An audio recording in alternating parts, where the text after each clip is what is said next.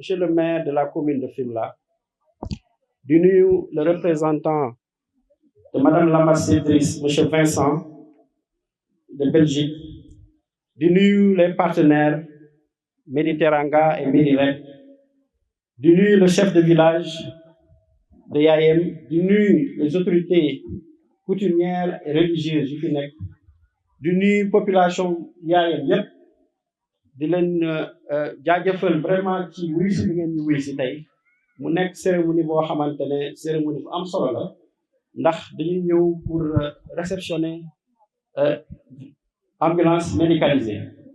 ku wax ambulance médicalisée nag wax jumtuwaay boo xamante ne jumtuwaay bu am solo la ci population ndax dafay permettre ñu mun a évacuer ay cas grave wala ay malade yóbbu leen ci yeneen structure de santé de référence loolu dafa am solo et gis nañ aussi effort yi nga xamante ne le maire de la commune de Fimela mu ngi koy def di ut ay partenaires pour mën a gën a suqali secteur de la santé. C'est vrai que ni santé compétence transférée la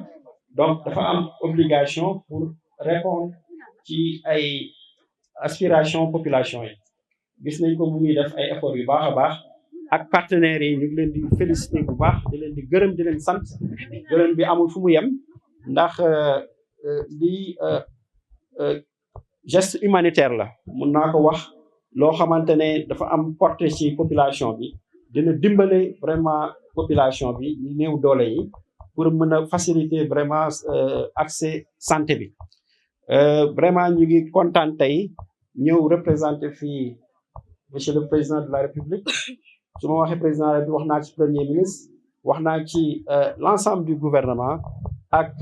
le ministre de la santé et de l'action sociale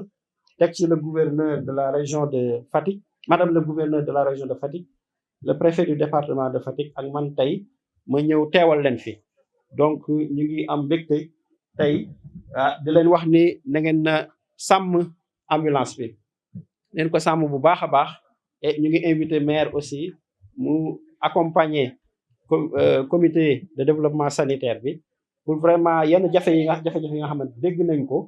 ci wàllu personnel bi ñu xool nañ ko mën a saafarawee en tout cas ñun ñu ngi fi bépp kii ñu dinañ accompagner dinañu wax aussi pour porter vraiment la voix di leen di sant di leen di gërëm joko njal merci. Moi j'ai des responsabilités et ces responsabilités je vais les remplir pleinement tant que je suis là. Je ne regarde pas sur le rétroviseur. Je n'écoute pas les personnes qui sont animées de mauvaise foi. Vous avez un maire très utile pour vous et vous le connaissez vous-même. La seule chose qui vaille, c'est le résultat. Et je suis là devant vous en chair et en os pour accomplir cette mission régalienne qui m'a été léguée depuis 2009 à nos jours. Alhamdulillah, mbokku Yayem mbokku commune Fimela maa ngi leen di sant maa ngi leen di gërëm man jógewuma ci asamaan nekk li ma nekk li ma doon yàlla ma ko teg tant que dindiwu ko mi def mënul ci dara te buñ doon jaay même tey Sénégal man duma lamb parce que li ma war maa ngi koy def duma yendal duma faral saa yu ma xëyee maa ngi ut lu ma indi lu ma def ci sama biir commune parce que loolu moo ma war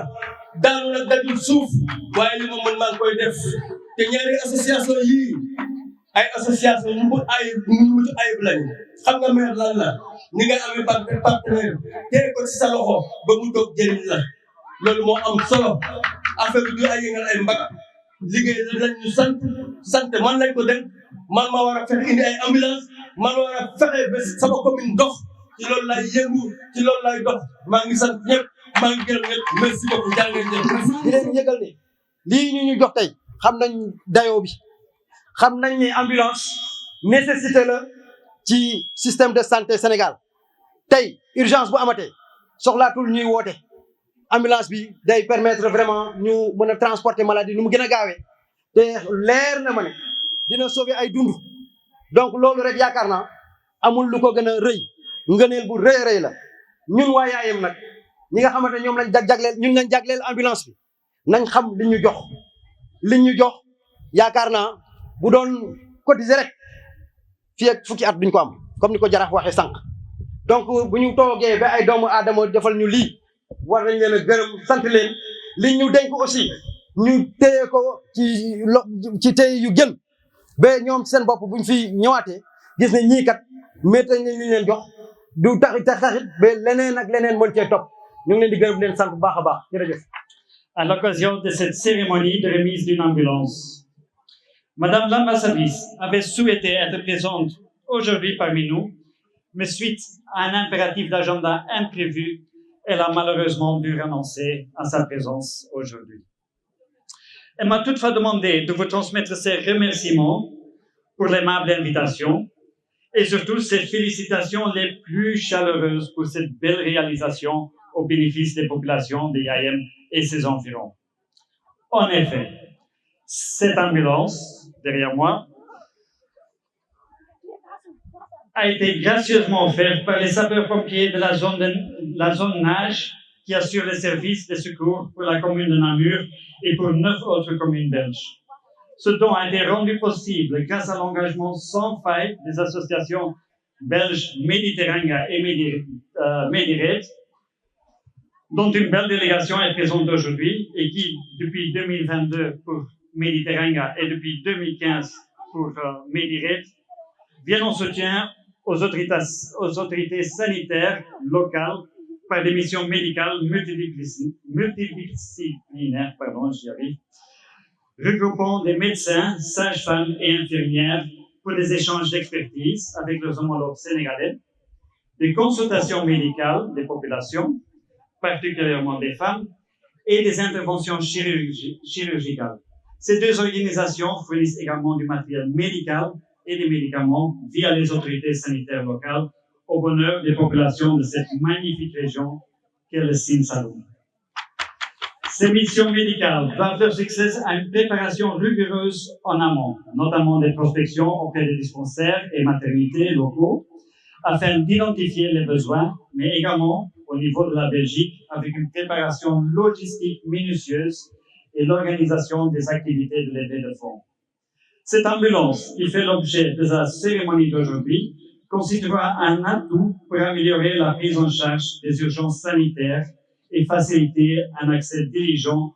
aux soins médicaux aux populations de la zone. L'accès équitable aux services de santé et aux médicaments de qualité est une priorité absolue pour les autorités belges et occupe une place centrale dans le programme de coopération bilatérale actuel entre le Royaume de Belgique et la République du Sénégal. Ainsi, la Belgique travaille main dans la main avec les autorités sénégalaises à rendre les soins de santé, les médicaments et vaccins de qualité plus accessibles aux populations du Sénégal. À côté de la coopération gouvernementale, d'autres ONG et associations belges travaillent au Sénégal dans le domaine de la santé. Je pense notamment à Sensorial Handicap Corporation, Action d'Amiens, la chaîne de l'Espoir, Plan Bobat, Un citron pour tous, pour n'en citer que quelques-unes. Les actions de Méditerranée et de Mediret complètent parfaitement les efforts d'autres acteurs belges de la coopération actifs dans le secteur de la santé, que ce soit via la coopération bilatérale, multilatérale, la coopération indirecte, académique ou encore décentralisée. C'est pour toute cette raison que je suis honoré et ravi d'être associé aujourd'hui à ce bel et important événement et que je tiens à féliciter chaleureusement au nom de l'ambassadrice de Belgique et en mon nom propre, Dr Conti, Dr Capenda, Dr Delacroix, ainsi que leur délégation. Monsieur le maire et l'équipe municipale, les autorités sanitaires locales, les sapeurs-pompiers de la zone et les sapeurs-pompiers de la commune de Namur. Également, l'ensemble des partenaires et sponsors pour votre engagement solidaire et constant et pour tous les efforts consentis en faveur de la santé et du bien-être des populations d'Yaayem. Je vous dis bravo et merci à vous tous.